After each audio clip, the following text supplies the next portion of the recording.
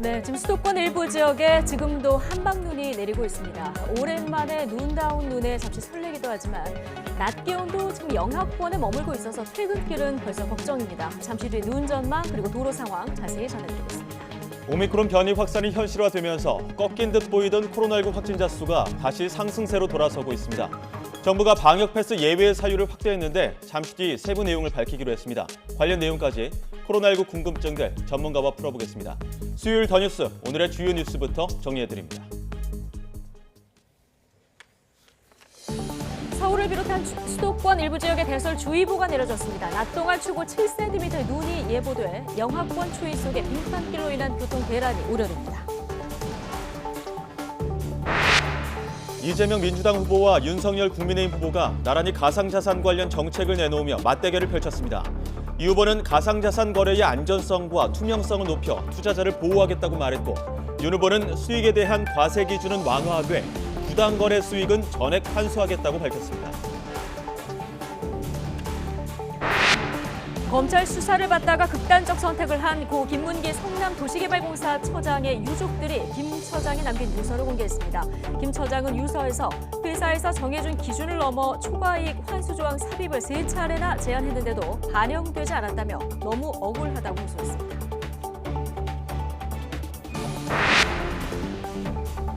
코로나19 신규 환자가 하루 전보다 1,700명 넘게 늘어 다시 5,000명대를 기록했습니다. 정부는 백신 이상 반응 때문에 입원 치료를 받은 사람을 방역 패스 예외 대상자로 인정하기로 했습니다. 코로나19로 어려움을 겪는 소상공인들에게 정부가 선지급 후정산 방식으로 총 500만 원을 지급하기로 한 손실보상금 신청이 시작됐습니다. 지난달 6일부터 영업시간 제한 조치 영향을 받은 소상공인과 소기업 55만 곳이 대상입니다. 광주 신축 아파트 공사장 붕괴 사고와 관련해 경찰이 서울에 있는 현대산업개발 본사에 대한 압수수색에 들어갔습니다. 사고 현장에서는 실종자 수색 작업이 계속되고 있지만 잔해물이 많아 어려움을 겪고 있습니다.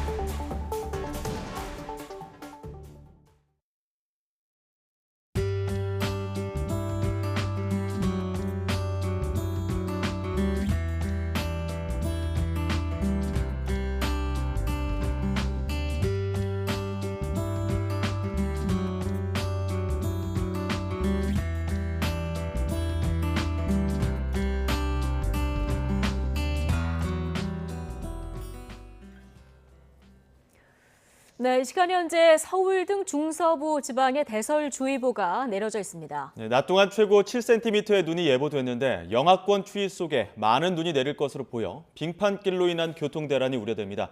현장 연결해 자세한 날씨 알아보겠습니다. 원희다 캐스터. 네, 원희다입니다. 네, 자 오전보다는 눈이 좀 약해지긴 한 것 같은데요. 지금도 눈은 계속되고 있는 거죠? 네, 서울의 눈은 오전에 비해 많이 약해진 모습입니다. 하지만 지금도 여전히 눈이 내리고 있어서 주의가 필요한데요. 지금까지 서울에는 3.2cm의 눈이 내려 쌓였습니다. 앞으로 밤까지 서울 등 수도권을 중심으로 최고 7cm의 많은 눈이 내려 쌓일 것으로 보입니다. 내린 눈이 얼어붙어 도로가 많이 미끄럽겠습니다. 빙판길, 도로, 미끄럼 사고에 각별히 유의하시기 바랍니다. 현재 레이더 영상부터 보겠습니다. 북서쪽에서 눈구름대가 내륙으로 유입되고 있는 모습입니다. 지금 경기 남부와 충남 북부 지역에 다소 강한 눈구름이 분포해 있는데요. 서울 등 수도권에는 지금까지 3cm 안팎의 눈이 내려 쌓였고 영서와 충남 지방에는 한두 시간 사이 5cm 안팎의 적설을 기록하고 있습니다. 이 때문에 인천과 경기 북부 지역은 오후 1시부터 대설주의보가 해제됐고요. 지금은 서울과 그 밖의 경기 지역, 영서 북부, 충남 북부에 대설주의보가 발령 중입니다. 강원 영동과 영서 남부, 충북 북부에는 대설 예비특보가 내려져 있습니다. 오늘 수도권과 강원 영서, 충청 지역에는 1에서 5cm, 많은 곳은 7cm의 많은 눈이 오겠습니다. 또 영동과 제주 산간, 울릉도 독도에는 내일까지 최고 20cm의 폭설이 내리면서 대설 경보가 내려질 가능성이 있습니다. 특히 추위 속에 퇴근길까지 눈이 이어지면서 교통 대란이 우려됩니다. 오늘은 되도록 대중교통을 이용하시고 교통안전에 각별히 유의하시기 바랍니다. 눈은 밤사이 대부분 그치겠지만 내일 아침 출근길에도 영하권 추위가 예상돼 빙판길 위험은 계속되겠습니다. 또 추위는 금요일 아침까지 이어지다 금요일 낮부터 예년 이맘때 겨울 날씨로 회복하며 누그러질 전망입니다. 한파에 폭설까지 궂은 날씨가 이어지고 있습니다. 오늘 하루 미끄럼 사고와 낙상 사고에 각별히 유의하시기 바랍니다. 지금까지 서울 상암동에서 YTN 원희다입니다. 네, 방금 들으신 대로 추위 속에 퇴근길까지 눈이 이어지면서 저녁 무렵 교통대란이 좀 우려됩니다. 이 시각 고속도로 상황은 어떤지 도로공사 연결해 현재 상황 알아보겠습니다. 조준 캐스터 전해주시죠. 네, 펑펑 내리는 눈이 창밖으로 보이면 조금 낭만적일 수 있는데요. 내가 운전대를 잡았을 땐 공포가 되죠. 오늘 곳곳으로 많은 양의 눈이 쏟아지고 있습니다. 월동 장비를 꼭 챙기고 감속 운전으로 안전을 지켜주셔야겠습니다. 이 충청권과 경기권뿐만 아니라 강원권 곳곳으로도 눈이 제법 많이 날리고 있는데요. 자세한 모습 화면으로 조금 더 자세히 살펴보겠습니다. 구리 포천간 고속도로도 오늘 계속 눈이 내리고 있습니다. 지금 구리 쪽으로 가는 길 포천 부근에는 갓길 쪽에 사고도 나서 주의가 필요한 상황인데 하회차로까지 지금 막혀 있어서 전방 잘 살피셔야겠고요. 포천에는 오늘 지금까지 7cm 이상의 눈이 내렸습니다. 서울 양양간 고속도로도 지금은 거의 전 구간에서 눈이 날리고 있습니다. 강원 영동 지방도 꽤 많은 양의 눈이 예보가 돼 있죠. 기상정보 잘 참고하시고 서울 양양간 고속도로뿐만 아니라 영동 고속도로도 강원권 눈이 거세게 내리고 있는데 특히 다리나 터널 지나실 때는 기온이 조금 더 낮기 때문에 도로 살얼음이 생기기 쉽습니다. 평소보다 20에서 50%까지 감속 운전으로 안전을 지켜주셔야겠습니다. 지금 수도권 제1순환선 경기 북부 지역도 노면이 많이 젖어 있는 상황이고요. 구리에서 판교 쪽 가신다면 남양주와 서하남 사이 부분적인 정체는 12km 구간입니다. 경부고속도로도 시구간 중심으로 계속해서 눈발이 흩날리는데요. 서울 방향 정체 시구간에서는 8km 정도 이어집니다. 전좌석 안전띠도 잊지 마시고요. 고속도로 교통방송이었습니다. 네, 앞서 전해드렸던 것처럼 오전 9시를 기해 서울과 수도권 일부 지역에 대설주의보가 내려졌습니다. 밤부터는 강원 영동 지방에 최고 20cm 이상의 폭설이 쏟아질 전망인데요. 남은 겨울 눈 그리고 추위 전망도 해보겠습니다. 반기성 K외도 예보센터장 전화로 연결돼 있습니다. 나와 계십니까? 네, 안녕하세요. 예, 서울과 수도권 일부 지역에 대설주의보가 발령이 됐습니다. 유독 눈이 많이 내린 것 같은데 오늘 이렇게 많은 눈이 내린 이유가 있습니까? 1시 현재죠. 서울, 경기 남부, 강원 영서, 충청 북부, 세종 지역으로는 대설주의보가 발령돼 있는데요. 예. 현재까지 울릉도가 18.5cm로 눈이 가장 많이 내렸고요. 옹진이 7.7cm, 철원이 9cm, 충남 서산이 6cm, 서울이 3.4cm의 신적설을 기록을 했습니다. 자, 이제 이렇게 많은 한방눈 같은 많은 눈이 내린 원인은 서해상에서 남동진하는 기압골 영향을 받았기 때문인데요. 최근에 이제 보면은 지나간 그 기압골들에서는 거의 눈이 내리지 않거나 살짝 쌓이는 정도였는데 오늘은 주의보가 내릴 정도로 많이 눈이 내린 것은 지상으로부터는 굉장히 따뜻한 남서풍이 유입됐습니다. 그런데 이 저기압 후면의 북쪽으로는 아주 차가운 상층 공기가 내려오면서 대기 불안정이 매우 커졌죠. 그러면서 우리나라 주변에서 눈구름이 급속히 발달했기 때문입니다.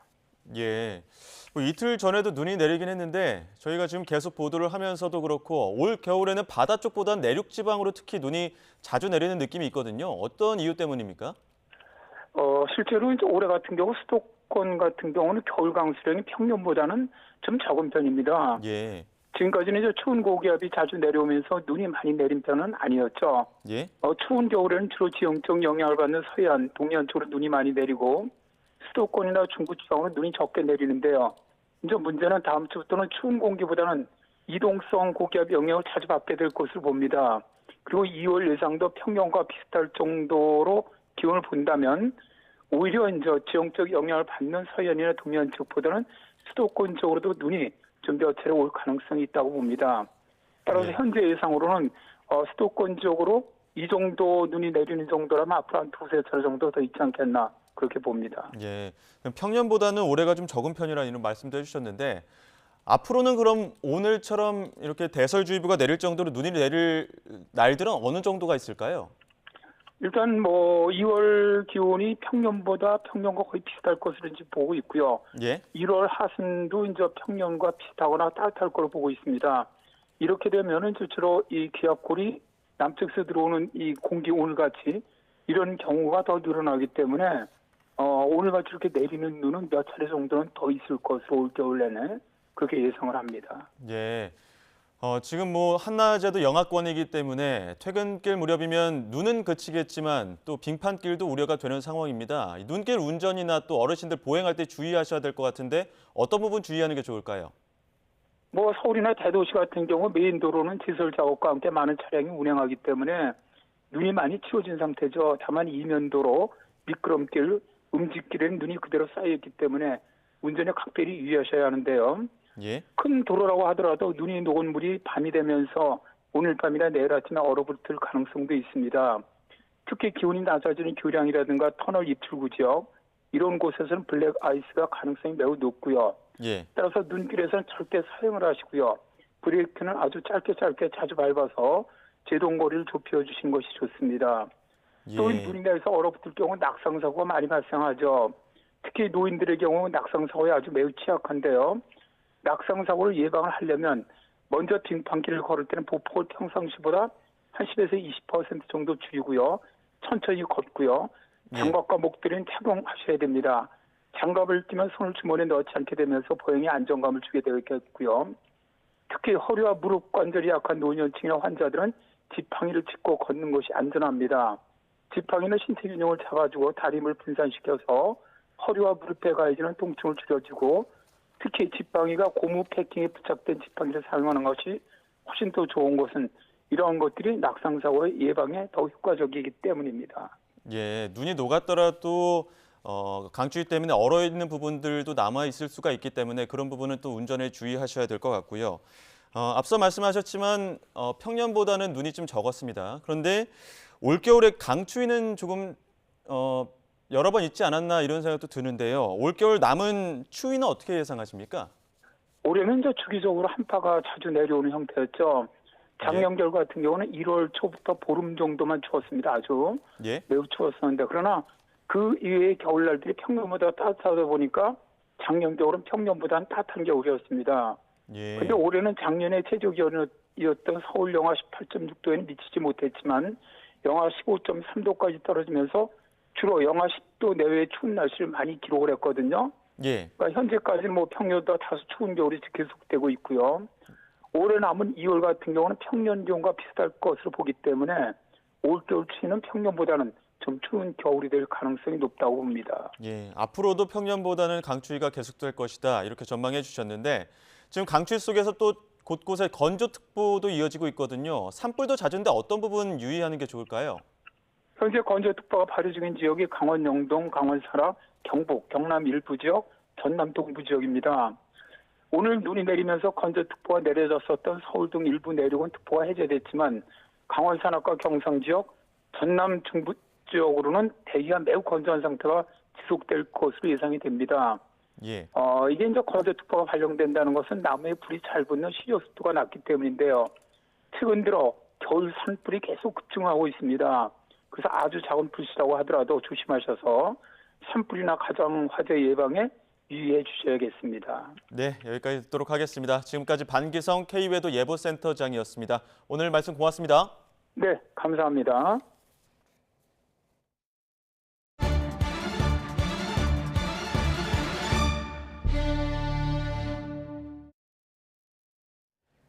네, 49일 남은 대선 관련 소식 전해드립니다. 민주당 이재명, 국민의힘 윤석열 후보가 나란히 가상자산 정책을 내놓으면서 2030 민심을 두드렸습니다. 네, 두 후보의 첫 양자 TV 토론은 신경전 속에 설 연휴에 열릴 가능성이 커졌는데요. 국회로 가보겠습니다. 최하영 기자. 네, 국회입니다. 네, 자, 오늘 이재명, 윤석열 후보 모두 가상자산 정책을 내놓았는데요. 각각 어떤 내용이 담겼습니까? 네, 먼저 이재명 후보 가상자산 4대 거래소 대표와 현장 간담회를 했습니다. 이 현장 목소리를 들은 이 후보는 민주당과 정부의 가상자산 정책에 사과부터 했는데요. 들어보시죠. 발행을 원천적으로 금지하고 마치 없는 것처럼 부정하려고 해서 가상자산 시장 발전이 좀 지체된 점에 대해서 문제가 있었다고 생각합니다. 이 점에 대해서는 민주당의 일원으로서 먼저 사과 말씀을 드리도록 하겠습니다. 이어 가상자산의 법제화를 통해 다양한 사업 기회를 열겠다고 약속했는데요. 또 공시제도를 투명화하고 불공정 거래는 감시해 투자자를 보호하겠다고도 밝혔습니다. 오늘 국민의힘 윤석열 후보도 코인 투자자 표심 공략에 나섰습니다. 가상자산 개미 투자자 안심 투자 공약을 발표했는데요. 먼저 현재 250만 원인 코인 투자 수익에 대한 과세 기준을 5천만 원까지 상향하겠다고 공약했습니다. 또 투자자 보호를 위한 디지털 자산 기본법 제정 구상도 내놨습니다. 불안전 판매, 시세 조정, 자전 거래, 작전 등을 통한 부당 수익은 사법 절차를 거쳐 전액 환수하도록 하겠습니다. 두 대선 후보의 이 같은 가상자산 공약은 주요 투자자인 2030 청년 민심을 얻기 위한 것으로 보입니다. 네, 두 후보의 TV 토론이 언제 열릴지도 관심인데 일단 설 연휴에 열릴 가능성은 큰 거죠? 네, 오늘 오전 민주당과 국민의힘이 만나 날짜 재협상에 나섰습니다. 두 당은 신경전 속에 이 두 가지 방안이 나왔는데요. 한번 들어보시죠. 31일 7시에서 10시 사이에 중계를 요청하는 게 일환입니다. 만약에 방송사들이 이 안이 편성 때문에 어려움이 있다고 한다면 이 안은 30일 날 중계를 해주시고, 다만 민주당은 두 가지 안이 모두 안 될 경우 방송사가 합의한 27일에 하자는 입장입니다. 방송사가 여야의 제안을 받아들일 경우 이재명, 윤석열 후보의 양자 TV 토론은 설 연휴에 볼 수 있을 전망인데요. 하지만 토론에 참여하지 못한 국민의당과 정의당의 반발은 여전히 거셉니다. 국민의당은 오늘 오전 법원에 이 대통령 후보 초청 토론 방송 금지 가처분 신청서를 제출했습니다. 또 앞서 정의당도 토론 담합이라며 법적 대응 등을 예고했습니다. 이런 가운데 정의당 심상정 후보는 노동공약 행보를 이어갔습니다. 이 보건의료 노동자와 만나 공공의료와 인력 확충을 강조했고요. 잠시 뒤에는 최태원 대한상의 회장과 만나 주 4일제와 중대재해기업 처벌법 등을 논의할 예정입니다. 대전을 방문한 국민의당 안철수 후보는 카이스트에서 과학기술 혁신공약 토론회를 열고요. 새로운 물결 김동연 후보는 대학교에서 간담회를 하고 코딩 교육 스타트업을 찾아 청년 공약 행보를 이어갑니다. 네, 자 대선까지 50일도 안 남았는데요. 지금 각 당 내부에서는 반발에 부딪힌 표심들을 어떻게 잡을지도 고심 중이라고요. 네, 먼저 민주당은 불심 달래기가 우선 과제로 떠올랐습니다. 지난해 국정감사에서 정청래 의원이 해인사 문화재 관람료를 통행세라며 봉이 김선달에 비유해 불교계 반발을 샀는데요. 송영길 대표를 비롯해 민주당 지도부가 여러 차례 사과하고 조계종도 찾아갔지만 쉽사리 풀리지 않는 분위기입니다. 그런데 발언의 당사자인 정청래 의원이 이재명 후보의 뜻이라며 자진 탈당을 권유받았다고 주장해 논란이 되고 있습니다. 정 의원은 SNS를 통해 이른바 이재명 후보 핵심 관계자 이핵관이 찾아왔다며 이같이 밝혔는데요. 이에 자신의 사전에 탈당은 없다고 단호하게 거절하고 돌려보냈다며 여러 달 동안 당내에서 지속해서 괴롭힌다고 불쾌감을 나타냈습니다. 국민의힘에서는 이수정 경기대 교수가 선대본부 여성본부 고문을 그만두기로 했습니다. 김건희 씨의 7시간 통화 녹음에 포함된 미투 관련 발언을 대신 사과한 것이 논란이 되자 스스로 물러난 건데요. 당내에선 윤석열 후보도 직접 언급하지 않은 상황에서 먼저 나서서 사과한 것을 두고 갑론을박이 벌어졌던 것으로 전해졌습니다. 또 국민의힘 20대 남성 지지층의 이탈을 우려한 것으로도 보입니다. 다만 이 교수는 이번 사의 표명은 윤석열 후보에 대한 지지 철회는 아니라며 정권 교체는 꼭 이루어져야 한다고 밝혔습니다. 지금까지 국회에서 전해드렸습니다. 성남도시개발공사에서 대장동 사업 실무를 담당한 뒤 수사를 받다가 세상을 등진 고 김문기 처장의 유족이 생전 고인이 남긴 자필 편지 형식의 유서를 공개했습니다. 네, 고인은 당시 민간 사업자들의 초과이익 환수 조항을 3차례나 제안했지만 반영되지 않았다며 자신은 어떤 불법도 저지르지 않았다고 억울함을 호소했습니다. 취재기자 연결합니다. 나혜인 기자. 네, 사회부입니다. 네. 자, 고 김문기 처장의 유서가 공개가 됐는데 유족들이 공개를 한 거군요. 네, 유족은 오늘 고인 소지품에서 발견된 2장 분량 유서를 공개했습니다. 자필 편지 형식인데 제목은 사장님께 드리는 호소의 글입니다. 생전 재직하던 성남도시개발공사 사장을 의미하는 것으로 보입니다.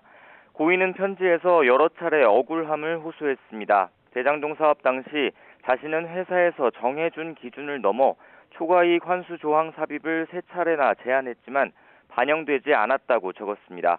당시 임원들은 공모 지침서와 입찰 계획서 기준대로 의사결정을 했고 자신은 그에 따라 최선을 다했는데 마치 지시를 받아 불법을 저지른 것처럼 여론몰이가 되고 검찰 조사도 그렇게 돼가는 느낌이라고 토로했습니다.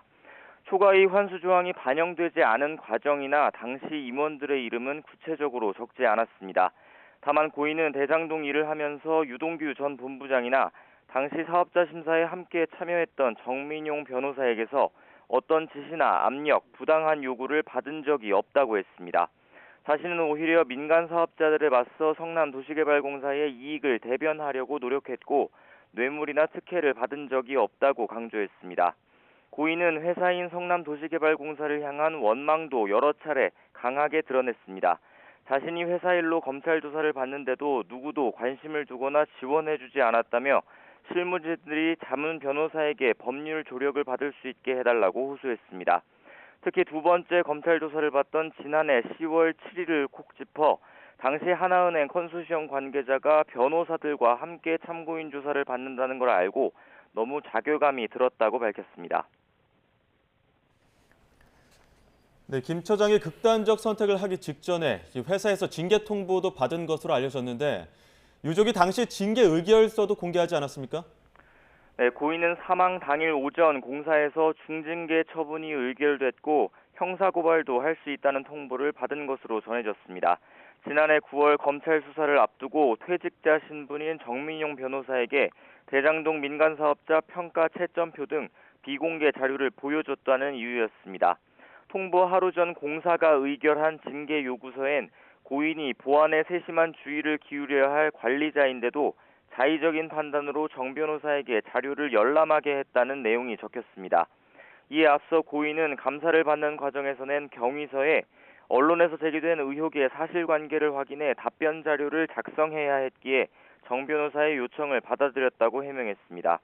당시엔 해당 서류들이 기밀인지도 몰랐고 이후 검찰에서 드러난 정 변호사 관련 혐의도 몰랐다며 알았으면 안 보여줬을 거라고 선처를 받았습니다.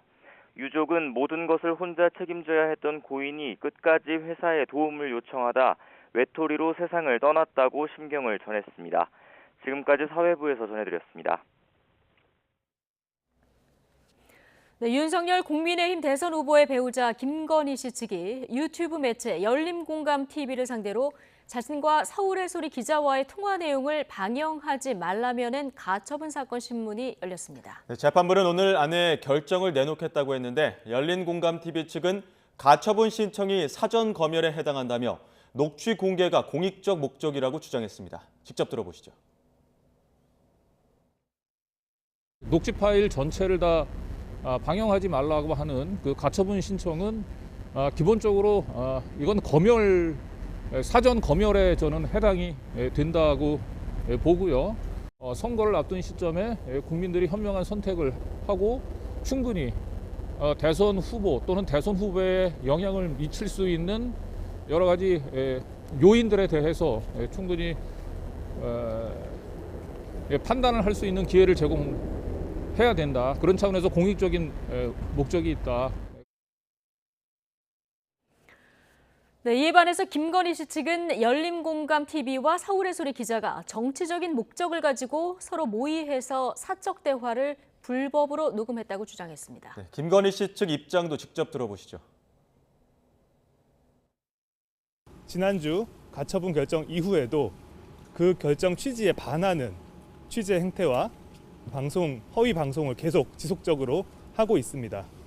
이러한 불법 행위는 우리 헌법이 보장하는 언론의 자유 영역에 속하지 않을 뿐만 아니라 후보자 비방죄나 허위사실 공표죄 같은 범죄 행위를 성립시킬 수도 있습니다.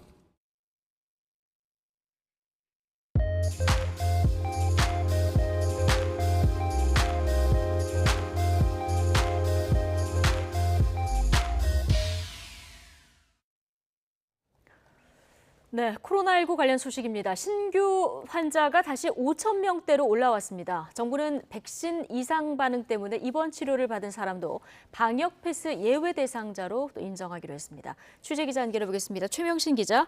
네, 최명신입니다. 예. 자, 오미크론 영향 때문인지 확진자 수가 다시 상승하는 움직임인데요. 자세한 신규 확진자 현황부터 전해주시죠. 네, 오늘 0시 기준 코로나19 신규 환자는 5,805명입니다. 어제보다 1,700여 명 늘었습니다. 일주일 전과 비교하면 1,422명, 2주 전과 비교하면 1,363명 많습니다. 신규 환자가 5,000명대를 기록하기는 지난달 30일 이후 20일 만입니다. 신규 환자 감염 경로를 보면요. 국내 발생이 5,431명, 해외 유입이 374명입니다.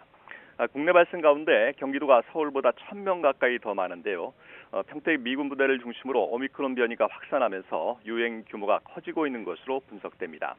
확진자 수가 급증했지만 위중증 환자는 532명으로 20일 연속 감소했습니다. 수도권 중환자 병상 가동률은 20% 중반까지 떨어지며 안정적인 상황을 유지하고 있습니다. 수도권 중환자 전담 병상 가동률은 전날보다 3.1%포인트 낮아진 25.6%, 전국 중환자 병상 가동률은 2.5%포인트 낮아진 25.5%입니다. 사망자는 74명 늘어 누적 6,452명이 됐습니다. 정부는 신규 환자가 5,000명을 넘어서자 단기간에 확진자가 급증할 수 있다는 경각심을 끌어올리기 위해 오미크론 대응 단계 전환을 준비하고 있습니다. 신규 환자가 하루 7,000명을 넘어서면 즉시 오미크론 대응 단계 조치가 시행됩니다. 대응 단계에서는 병원이나 의원에서도 코로나19 검사와 진료를 시행하고요. PCR 검사도 65세 이상 고령층부터 우선적으로 실시하게 됩니다. 확진자 격리 기간은 10일에서 7일로 단축됩니다. 네, 정부가 방역 패스 예외 사유 대상자를 확대한다고 했는데요. 백신 이상 반응 때문에 입원 치료를 받은 사람도 포함된다고요? 네, 정부는 잠시 뒤에 방역 패스 예외 사유를 확대하는 방안을 발표할 예정인데요. 김부겸 총리는 앞서 오늘 오전 중대본 회의를 주재한 자리에서 백신 이상 반응 때문에 입원 치료를 받은 사람까지 방역 패스 예외 대상자에 포함시키기로 했다고 밝혔습니다. 백신을 접종한 후에 이상 반응으로 입원 치료를 받은 사람에게 확인서를 발급해서 방역 패스처럼 사용할 수 있도록 한다는 겁니다. 김 총리는 방역 패스 적용 대상과 수준은 정해진 답이 있는 게 아니라면서 방역 패스를 방역 상황에 맞게 탄력적으로 운영해 현장 혼선과 불편은 줄이고 국민적 수용성은 높여가겠다고 말했습니다. 김 총리는 또 오미크론 확산과 관련해서 3차 접종을 거듭 당부하고 나섰습니다. 신규 환자 4명 가운데 1명꼴로 오미크론에 감염되는 등 오미크론이 조만간 우세종이 될 것으로 전망하면서 3차 접종을 늦추면 늦출수록 오미크론 위협에 더 취약해질 수 있다면서 3차 접종을 서둘러 줄 것을 요청했습니다. 지금까지 사회부에서 와이튼 최명신입니다. 코로나19 신규 확진자가 5천 명을 넘긴 가운데 경기도 평택시의 확산세가 심상치 않습니다. 경기도 내 신규 확진자의 상당수가 평택에 집중되고 있는데 대부분 오미크론에 감염된 것으로 나타났습니다. 연말 연시에 본국을 다녀온 주한미군 등을 중심으로 확산세가 이어지고 있는 것으로 추정이 되는데 자세한 내용 현장 취재기자 연결해서 들어보겠습니다. 자, 황윤태 기자. 네, 경기 평택시 주한미군 부대 앞 거리에 나와 있습니다. 네. 자, 최근 주한미군 부대에서 코로나19 감염이 확산하고 있는데요. 그곳 거리 분위기 어떻습니까? 네, 미군 부대 앞 신장동 거리는 썰렁한 분위기입니다. 지금 제 주변에서는 문을 닫은 가게들을 쉽게 볼 수 있는데요. 기껏 문을 연 상인들도 눈까지 오면서 인적이 뚝 끊겼다고 하소연하고 있습니다. 직접 들어보시겠습니다. 지금 같은 경우는 지금 11시가 다 됐지만 손님이 없어요. 아예 없고 12시도 뭐 몇 팀 정도? 몇 사람들 왔다 갔다 할 정도고 뭐 포장이나 배달 이런 것도 없고. 어제 평택의 신규 확진자 357명 가운데 주한미군 관련은 124명으로 집계됐습니다. 올해 주한미군에서만 2,700명이 넘는 확진자가 나왔는데요. 평택 미군기지에서 교육을 받던 카투사 교육생 29명도 추가로 양성 판정을 받았습니다. 방역당국은 지난해 성탄절 연휴와 연말연시를 맞아 본국에 휴가를 다녀오거나 기지 내 파티 등이 열리고 부대 밖 대면 접촉이 늘면서 확진자가 증가한 것으로 추정하고 있습니다. 해외에서 돌아온 미군들을 중심으로 코로나가 확산하면서 오미크론 비중도 높아지고 있습니다. 평택시가 주한미군 관련 환자를 제외한 최근 확진자들의 검체 150여 개를 조사한 결과 90%가 오미크론으로 검출됐습니다. 주한미군은 지난 8일부터 보건방호 태세를 격상하고 부대 밖 외출을 통제하고 있습니다. 하지만 부대 밖에서도 가족들과 군무원 등 수만 명이 거주하고 있어 확산세를 당장 꺾기에는 어렵다는 분석이 나옵니다. 네, 상황이 이렇다 보니까 평택시는 미군 부대 종사자들에게 코로나19 검사를 받으라는 행정명령을 내렸다고요? 네, 평택시는 26일까지 주한미군 종사자를 포함해 학원과 실내체육시설 종사자들에게 진단검사를 받으라는 행정명령을 내렸습니다. 부대 밖에서 코로나가 확산하는 것을 조기에 차단하겠다는 건데요. 방역당국은 평택에서 발생하는 확진자에 대해선 가급적 재택치료가 아닌 시설 격리치료를 적용하기로 했습니다. 가족들 중 주변인으로 코로나가 확산되는 걸 조기에 차단하겠다는 계획입니다. 일각에서는 평택에서의 코로나 확산세가 일본 오키나와의 경우와 비슷하다고 보고 있습니다.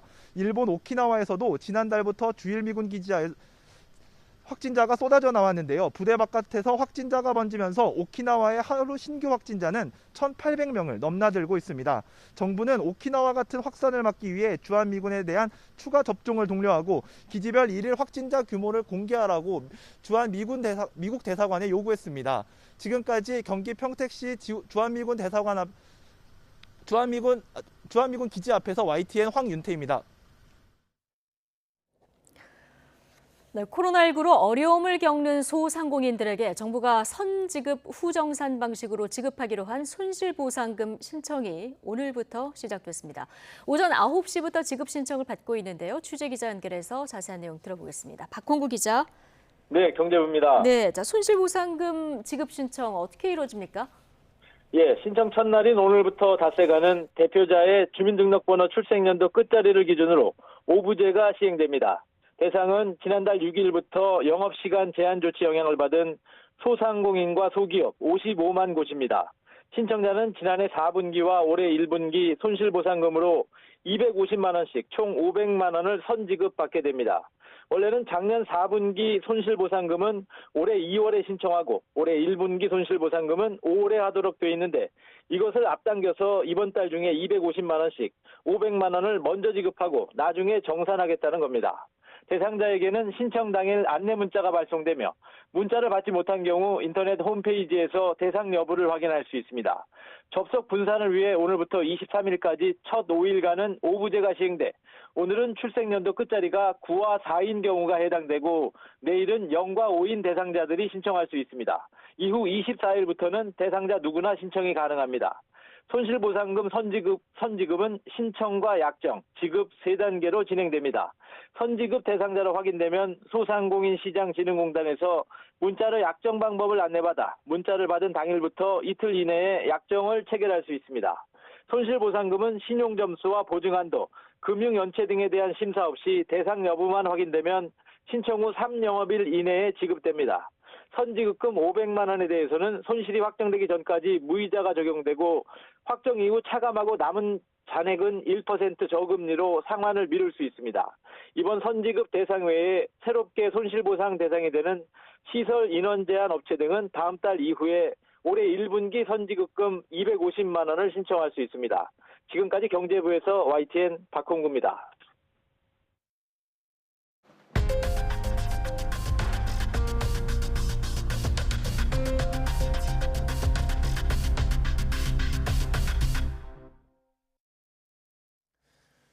광주 화정동 신축 아파트 건물 붕괴 사고가 일어난 지 9일째입니다. 실종자 5명에 대한 수색이 이어지고 있지만 아직 추가 구조 소식은 들려오지 않고 있습니다. 피해자 가족들은 현대산업개발구와 광주시 등이 가족들을 방패막이로 세우고 있다며 정부가 직접 수색을 지휘하라고 요구했습니다. 현장 연결합니다. 양동훈 기자. 네, 광주 화정동 붕괴 사고 현장에 나와 있습니다. 네, 아직 추가 구조 소식이 들리지 않고 있는데 구조 작업은 어떻게 진행되고 있습니까? 네, 오늘 아침 7시 반부터 다시 수색이 재개됐지만 아직 추가 구조 소식은 들려오지 않고 있습니다. 인명구조견과 내시경 카메라 등을 동원해 수색하고 있지만 잔해물이 많아 수색에 어려움을 겪고 있는데요. 잔해물을 치우는 과정에서 외부로 떨어질 수 있어 낙하물 방지망을 설치하는 등 안전에 초점을 두고 수색을 진행하고 있습니다. 붕괴 위험이 있는 아파트 외벽 타워 크레인을 제거하기 위한 해체 크레인 2대는 어제 조립을 마쳤습니다. 해체해야 할 크레인의 안정성 보강 작업은 오늘까지 진행하고 본격적인 해체 작업은 내일 시작해 모레 마무리할 방침입니다. 크레인 해체 방법과 안전 확보 방안 등을 논의하기 위해 열린 건축 구조 전문가 회의 결과도 곧 나올 예정입니다. 구조 당국은 지하층과 지상 1층에 대한 수색은 모두 마쳤다고 밝혔는데요. 앞으로 상층부 수색에 본격적으로 나서기 위해 20층에 전진 지휘부를 설치하고 구조 장비를 옮기는 등 준비 작업을 마쳤습니다. 네, 피해자 가족들 반발도 계속되고 있는데 어떤 내용이죠? 네, 피해자 가족들은 현대산업개발과 광주시, 서구청이 가족들을 방패막이 삼아 시간을 끌고 있다고 강하게 규탄했습니다. 생계 문제에 대해서는 어떤 대책도 없는 데다 각종 회의에 가족을 참여시켜달라는 요구도 거부당하고 있다고 주장했습니다. 또 타워 크레인 해체만 이야기할 뿐 해체 이후 어떻게 수색을 진행할지에 대한 설명이 전혀 없다고 밝혔습니다. 그러면서 정부에서 특별팀을 만들어 수색 작업을 지휘하고 광주시와 서구청은 물러나기를 원한다고 밝혔습니다. 한편 광주시는 이번 붕괴 사고 상황이 엄중하다고 보고 정부의 특별 재난지역 선포를 건의하는 방안을 검토하고 있습니다. 지금까지 광주 화정동 붕괴 사고 현장에서 YTN 양동훈입니다. 네, 광주 붕괴 사고 관련 수사에 착수한 경찰과 고용노동부는 현대산업개발 본사를 압수수색했습니다. 이번 사고의 원인과 안전수칙 준수 여부도 들여다보는 것으로 전해졌습니다. 현장에 나가 있는 취재기자 연결합니다. 홍민기 기자. 네, 서울 한강노동 현대산업개발 본사에 나와 있습니다. 네, 압수수색 지금도 진행되고 있는 겁니까? 네, 그렇습니다. 지금 제 뒤로 보이는 것이 현대산업개발의 서울 본사 사무실인데요. 오늘 오전 9시 반쯤 광주경찰청과 광주지방고용노동청 소속 수사관들이 압수수색을 위해 이곳 건설본부 사무실 앞에 도착했습니다. 압수수색은 지금까지 4시간 넘게 진행되고 있는데요. 경찰은 오늘 압수수색에서 광주 화정동 아파트 붕괴 사고 원인을 파악하기 위한 자료들을 확보하는 것으로 전해졌습니다. 앞서 겨울철 콘크리트 작업 중 충분한 양생 기간을 거치지 않았다는 점이 붕괴 원인으로 지목돼 왔는데요. 경찰이 이것이 정말 사고 원인이 맞는지 또 다른 원인이 있지는 않은지 폭넓게 조사를 벌이고 있습니다. 경찰은 어제도 광주에 있는 사고 현장을 압수수색했는데요. 현장의 다른 건물에서 콘크리트 시료를 채취한 것으로 전해졌습니다. 붕괴 사고가 난 201동과 같은 날 타설한 콘크리트 조각인데 이 시료를 내일 국토교통부 건설사고조사위원회로 보내 굳기가 충분했는지 등을 조사할 예정입니다. 시공 과정에서 안전수칙을 지켰는지에 대한 조사도 이뤄지고 있습니다. 고용노동부 광주지방노동청 수사관들은 오늘 압수수색에 함께 참여해 현대산업개발의 산업안전보건법 위반 혐의를 조사하고 있는데요. 공법 변경 과정에서 안전수칙을 준수했는지 여부 등을 확인하는 것으로 전해졌습니다. 이미 실종자 1명이 숨진 만큼 만약 안전수칙 위반 여부가 확인되면 업무상 과실치사 혐의도 적용될 수 있을 것으로 보입니다. 이번 사고와 관련해 지금까지 입건된 사람은 모두 10명입니다. 현대산업개발 공사부장 등 모두 공사 현장 관계자인데요. 이번 압수수색으로 현대산업개발 본사로도 경찰 수사가 확대될지 주목됩니다. 지금까지 서울 한강노동 현대산업개발 본사 앞에서 YTN 홍민기입니다. 평택 냉동창고 화재와 광주 아파트 붕괴 사고에 이어 얼마 전 경기도 화성 아파트 공사 현장에서도 사상자 2명이 발생하는 사고가 잇따랐습니다. 영하의 날씨에 콘크리트 타설 작업을 하면서 안전수칙을 제대로 지키지 않은 게 화를 키운 원인으로 지목되고 있습니다. 어떤 문제가 있는지 김대겸 기자가 짚어봤습니다. 모퉁이 한쪽이 힘없이 무너져 내린 광주 아파트 붕괴 사고 현장. 가장 유력한 사고 원인으로 콘크리트 부실 양생이 지목됩니다. 일반적으로 콘크리트는 시멘트와 물, 골재, 모래 등을 섞어 만듭니다. 그런데 기온이 4도 이하로 떨어지는 겨울철에는 시멘트가 굳는 경화작용이 잘 일어나지 않기 때문에 굳는 속도를 높여주는 혼화제를 첨가하는 이른바 한중 콘크리트를 사용해야 합니다. 한중 콘크리트는 건 이제 추울 때 사용하는 콘크리트인데 추울 때는 일반 때와는 달리 혼화제를 발열제를 더 많이 넣거든요. 온도가 낮으면은 훨씬 더 천천히 느리게 발열이 되는 거죠. 화학 반응이. 여기서 그치는 게 아닙니다. 겨울철에는 콘크리트 표면 온도를 실온 이상으로 유지하는 이른바 보온 양생에도 신경을 써야 합니다. 이 과정이 잘 지켜져야만 시공 계획에 담긴 하중 강도를 담보할 수 있습니다. 이 때문에 겨울철 타설 작업이 이뤄지는 건설 현장에서는 콘크리트 표면을 보온재로 덮거나 온열기기를 이용해 공정을 진행하는 게 일반적입니다. 문제는 하청에 재하청이 이뤄지는 건설 현장 관행상 안전수칙이 제대로 지켜지지 않는다는 점입니다. 한중 콘크리트는 배합 비율상 물의 비중이 작고 시멘트 비중이 큰 특성 때문에 일반 콘크리트보다 더 비쌉니다. 이런 이유로 비용을 아끼기 위해 일반 콘크리트를 쓰면서 안전성이 담보되지 않은 방법으로 보온 양생을 하는 공사 현장이 많은데 이는 화재나 질식사고 위험을 높이게 됩니다. 지난 14일 경기 화성의 한 아파트 신축 공사 현장에서는 작업자 2명이 콘크리트 타설을 위해 조개탄을 피웠다가 1명이 숨지고 1명이 중태에 빠졌습니다. 앞서 소방관 3명의 목숨을 앗아간 경기 평택 물류창고 화재 역시 보온 양생을 위해 깔아놓은 구리열선이 화재 원인 가운데 하나로 지목되기도 했습니다. 일단은 과전류가 흐르고 그 열선 자체가 바닥에 쭉 깔리는 형태로 이게 되기 때문에 사실은 그 절연이 파괴돼서 그게 전기 불꽃이 일어날 확률이 높아요. 붕괴나 화재, 질식사고로 이어질 수 있는 겨울철 타설 작업. 전문가들은 최소한의 안전 보장이 이루어지려면 엄격한 현장 관리와 관리 감독이 필요하다고 입을 모읍니다. YTN 김대겸입니다.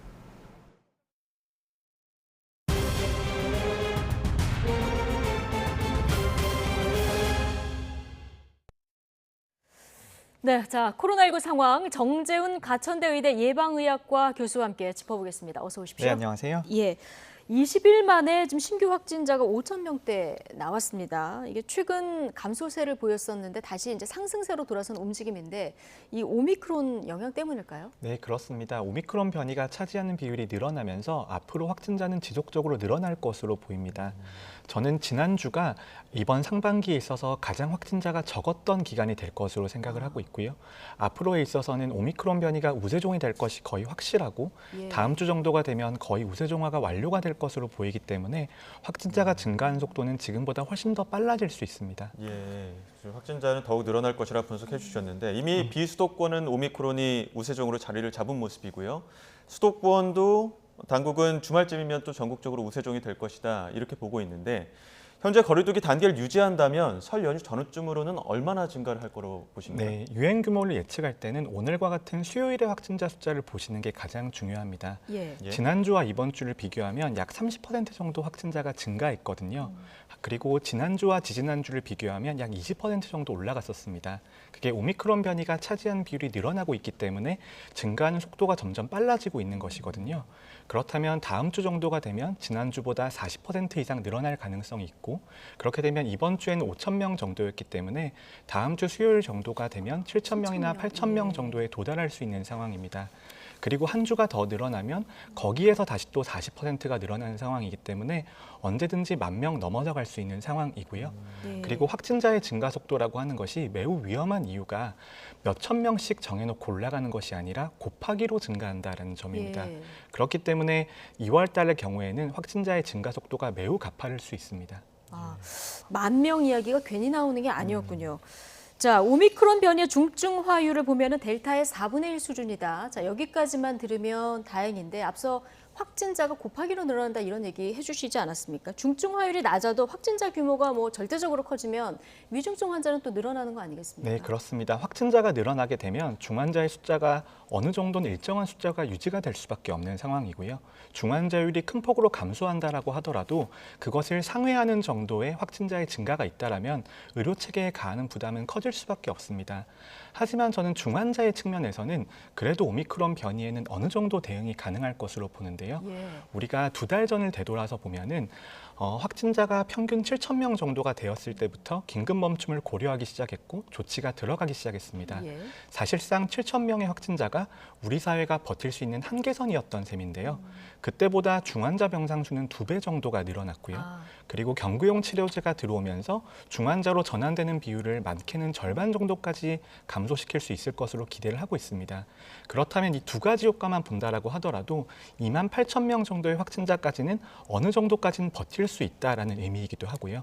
여기에 오미크론 변이의 중증화율이 3분의 1에서 4분의 1 정도로 감소할 것으로 기대를 하기 때문에 그것으로 본다라면 일평균 확진자가 5만 명 이상 나온다고 하더라도 중환자의 진료 체계는 어느 정도 대응 가능할 가능성이 있습니다. 하지만 그렇게 5만 명의 확진자가 나온다라고 하는 중요한 것은 중환자에 있어서는 어느 정도 여유가 있다라고 하더라도 그만큼 경증 환자가 늘어난 것이고 그 경증 환자에 따라서 밀접 접촉자나 자가격리자가 더 늘어난다는 의미거든요.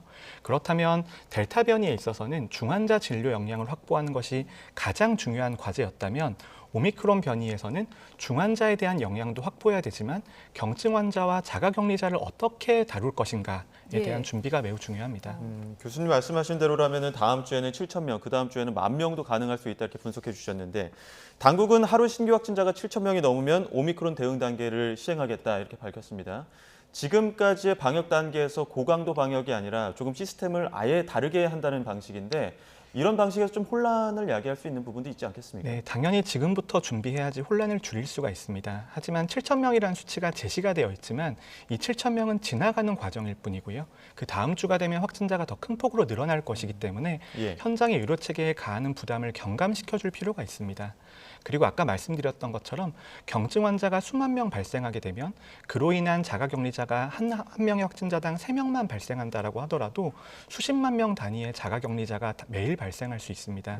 그렇게 되었을 때 우리의 의료체계와 사회 전반적인 시스템을 유지할 수 있을 전략이 필요한 상황인 거고요.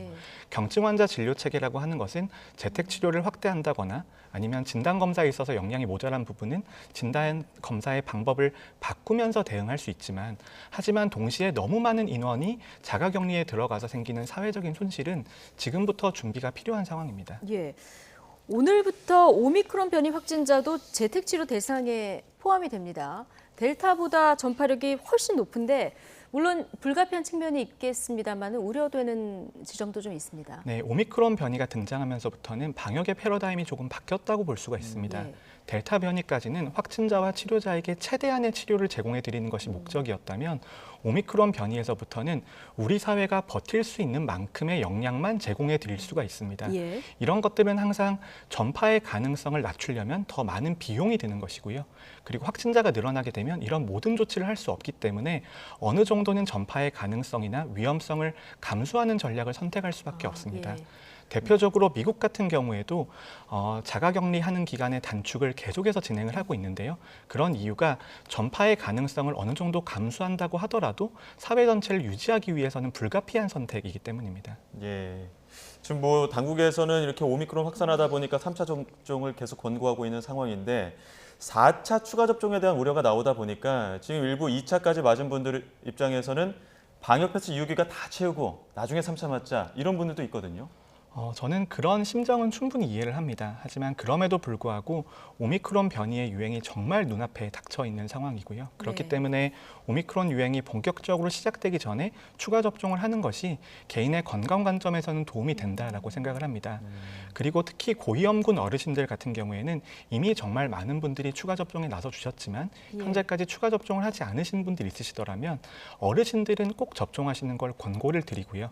그리고 개인적인 선택이나 아니면 개인적인 신념 때문에 추가 접종을 하지 않는 분들이 계신다면 그분들은 개인 위생에 정말 신경을 많이 쓰셔야 됩니다. 네, 불가피하게 3차 접종을 못 하시는 분들은 개인 위생에 철저하게 신경을 써야 된다.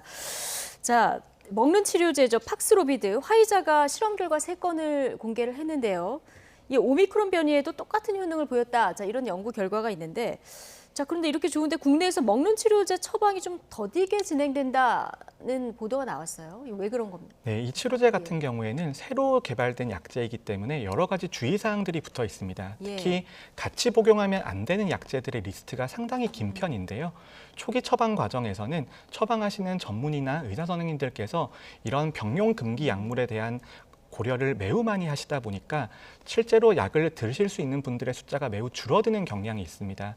그래서 질병관리청과 전문학회에서는 어떤 경우에는 이 정도 약제는 드셔도 되는지 어떤 경우에는 약을 용량을 줄이신다거나 다른 방법을 고려하셔야 되는지에 대한 지침을 새롭게 마련하고 있는 상황이고요. 그런 지침이 마련이 된다면 투여량이 더 늘어날 수 있을 것으로 기대하고 있습니다. 자, 방역 패스 예외 대상자 발표 원래 당초 내일 발표하기로 했었는데요. 이게 하루 앞당겨서 이제 발표가 됐는데요. 좀 속보가 들어왔는데 좀 전해드리겠습니다. 예외 대상자가 확정이 됐고 24일부터 이제 확인서가 발급될 예정인데요. 백신 이상 반응의 인과성 근거가 불충분하게 판정이 될 때는 방역 패스 예외로 좀 인정이 된다는 내용이 있고요. 그 외에도 또 있죠? 네, 그렇습니다. 백신 이상 반응으로 접종 6주 이내에 입원 치료를 받은 경우도 예외 대상에 포함이 되고 또 이 예외 확인서 발급 뒤에 유효기간 만료가 없다 이렇게 또 정부가 발표를 했습니다. 자, 교수님 내일 발표하기로 했었잖아요. 자, 오늘 발표가 됐습니다. 이 방역 패스 예외 조항 더 챙겨볼 부분은 없을까요? 네, 방역 패스에 대한 국민적인 저항이 어느 정도 있는 상태이고요. 그리고 부득이한 사유로 접종을 하실 수 없는 분들에 대한 고려가 필요하다는 지적이 있기 때문에 정부에서도 그런 지적을 수용을 해서 이런 대책을 낸 것 같고요. 그리고 또 하나는 2회 접종까지 나서신 분들 같은 경우에는 그래도 접종에 의사가 있으셨던 분들이고 그런 과정에서 불편함을 느끼셨다라면 정부에서 어느 정도 배려를 해야 된다라는 의미로 이해를 하고 있습니다. 하지만 그래도 지금의 대책이 완전히 정착되려면 조금 시간이 걸린다고 생각을 하는데요.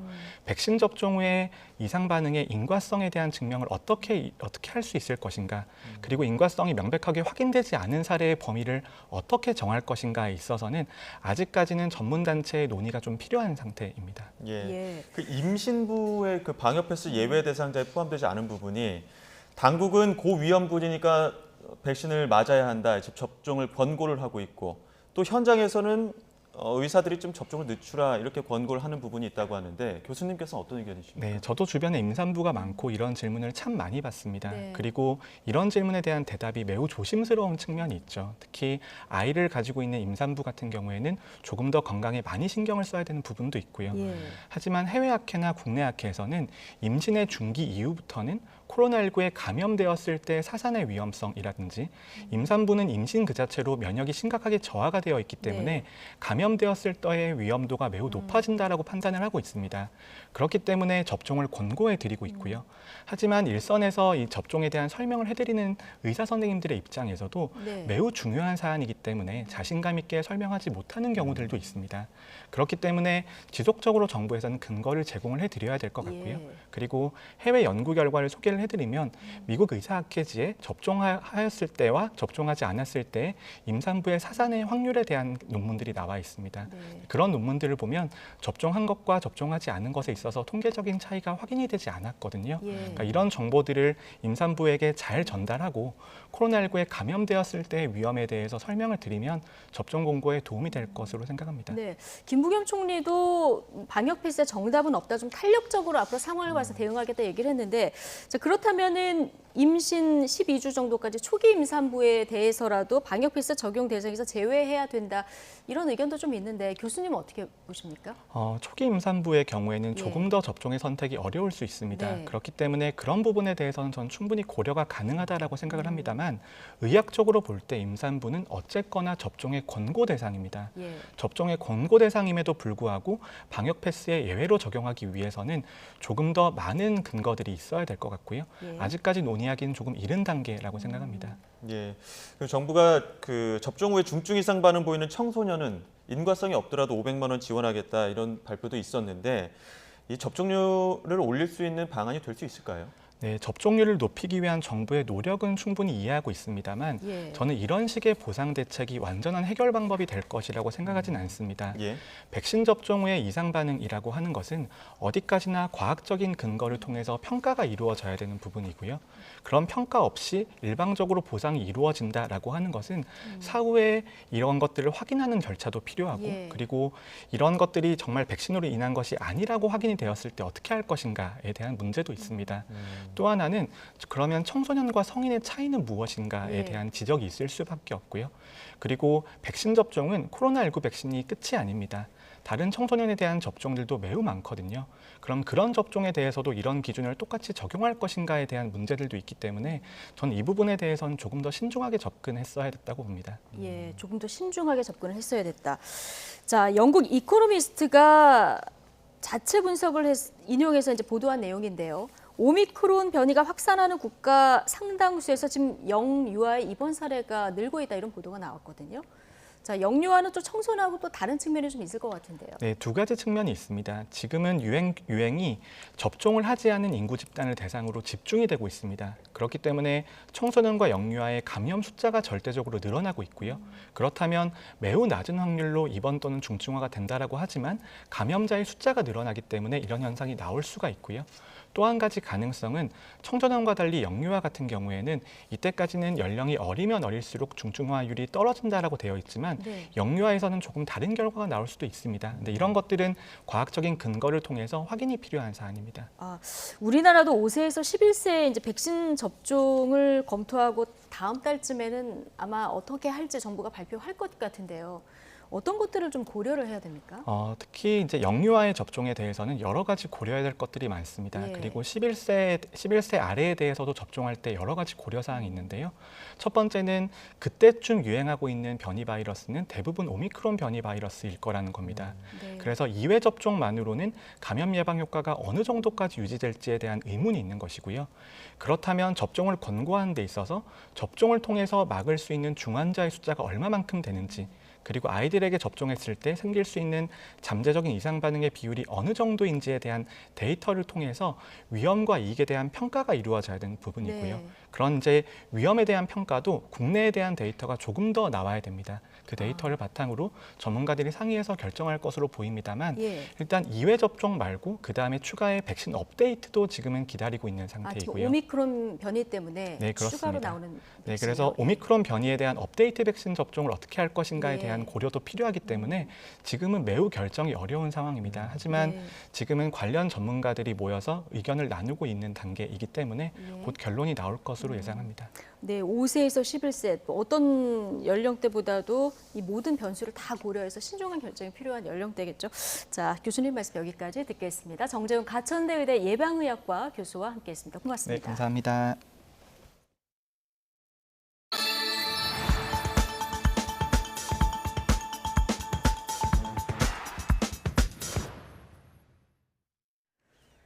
네, 정부가 직접 주도하는 도심 재개발, 공공주택 복합 사업의 문제점을 지적하는 세 번째 순서입니다. 재개발 예정 지역들엔 생활비조차 벌기 어려운 주민들이 많은데요. LH 측은 사전 설명회에서 아파트 입주권과 웃돈까지 받을 수 있다 이렇게 얘기했지만 막상 사업 추진이 확정되자 말을 바꿨습니다. 원주민들은 결국 행정소송에 나서기로 했는데요. 강희경 기자가 보도합니다. 서울 신길동의 한 주택가. 6만여 제곱미터 면적에 방 한두 칸짜리 작은 빌라들 500여 세대가 오밀조밀 모여 있습니다. 그 하수도가 없어서 다 마당에서 쌀 써서 밥 먹고 거기서 설거지하고 또 빨래도 하고 그렇게 살았어요. 조용하던 동네에 지난달 날아든 재개발 소식. 정부에서 처음 시도하는 도심 공공주택 복합 사업의 첫 대상지로 지정된 겁니다. 강제 수용되는 주민들은 어떤 보상을 받게 되는 걸까? 현재 원주민들이 선택할 수 있는 방법은 두 가지입니다. 사업 착수 뒤 거주지 감정평가를 받아 차익을 내고 새 아파트에 입주하는 방안과 우선 공급권을 포기하고 현금으로 보상받는 방안입니다. 문제는 돈입니다. 대부분 형편이 어려워 분양가를 감당하려면 대출을 받을 수밖에 없습니다. 세를 놓았기 때문에 돈이 없으니까 못 빼주고 그냥 거기서 살다 작년 11월 말일 날 일이 있어 온 거예요. 이 불쌍한 사람들 고생해서 집안동 갖고 겨우 사는데 추가 분담금을 낼 여력이 없다면 LH가 차익을 부담해주지만 대신 입주민은 소유권에 제한을 받습니다. 정부가 내가 집 사는데 왜 거기다 발을 들이려고 그러지? 왜 지분을 가져가려고 하지? 라고 하는 생각을 하니까 실무분들도 그렇고 이런 이익공유형 주택제도에 대해서 상당히 불편한 시선을 갖게 되는 겁니다. 이도저도 아니면 현금 보상을 받으면 되는데 액수부터 모든 게 여전히 미지수입니다. 추가 분담금 문제나 아니면은 현행 법상의 감정평가에 따른 토지 보상 같은 것들이 결국에는 원주민을 정착하지 못하게 하고 현금 청산을 선택하고 떠나게 하는 문제로 발전할 수 있어서 사업 시행만 되면 몇 억씩 웃돈을 받고 아파트까지 얻을 수 있다고 홍보해 주민 동의율을 높였던 LH. 전용 59제곱미터 및 84제곱미터의 분담금은 각각 약 2억 및 4천만 원을 환급받고 하지만 대상지로 확정되자 보상액은 추정치에 불과하다고 발을 뺐습니다. LH 관계자와 원주민의 실제 통화 내용입니다. 그거는 뭐 맞으면 좋겠지만은 안 맞을 수도 있습니다. 그리고 그거에 대해서 아무 구속력이 없어요. 결국 뿔난 원주민들은 정부를 상대로 사업지 지정을 취소해달라는 행정소송을 내기로 했습니다. 지정처분 취소 청구 소송을 진행할 거고요. 지금 정확한 동의서가 아니거든요. 확인 절차를 안 거친 동의서를 가지고 뭐 지구 지정하는 목표를 달성했다고 하는데 도심 공공주택 복합사업의 본 지구와 예정지, 후보지는 모두 65곳. 다른 지역에서도 반대 움직임이 확산하면서 정부가 야심차게 추진하는 이번 사업이 근본부터 흔들릴 위기에 놓였습니다. YTN 강희경입니다. 네, 홍남기 부총리가 대선 주자들의 부동산 공약이 집값 안정세에 악영향을 줄 수 있다고 우려를 표시했습니다. 네, 오늘 아침 부동산 시장 점검 관계장관 회의에서 나온 말인데요. 직접 들어보시죠. 1월 들어서 일부 지역의 주택 가격이 선거 과정에서의 대규모 개발 공약에 영향을 받는 조짐도 있어서 정부는 심각한 우려를 가지고 특이 동향에 대하여 면밀히 모니터링 중에 있습니다. 부동산 시장의 안정은 여야 그리고 현 정부와 차기 정부를 떠나서 추구해야 할 공통의 지향점이므로 어렵게 형성된 안정화 흐름이 훼손되지 않도록 모두가 힘을 모아 나가는 것이 무엇보다도 중요하다 하겠습니다. 네, 치매와 더불어서 대표적인 퇴행성 뇌 질환인 파킨슨병은 운동장애를 일으키지만 아직 근본적인 치료제는 없죠. 네, 그런데 국내 바이오 업체가 파킨슨병의 원인 물질을 공격하는 신약 후보 물질을 개발해 해외 기업에 1조 2천억 원대의 기술 수출 계약을 체결했습니다. 이성규 기자가 취재했습니다. 지난 2016년 사망한 전설의 복서 무하마드 알리. 링에서도 좀처럼 쓰러지지 않았던 그였지만 파킨슨병에 무릎을 꿇어야 했습니다. 파킨슨병은 떨림과 근육경직 등 운동장애를 일으키지만 아직 병을 근본적으로 치료하는 치료제는 없습니다. 치료제 개발의 어려움 가운데 하나는 우리 뇌를 감싸는 일종의 보호막인 뇌혈관 장벽이 치료 물질의 투과를 어렵게 하기 때문입니다.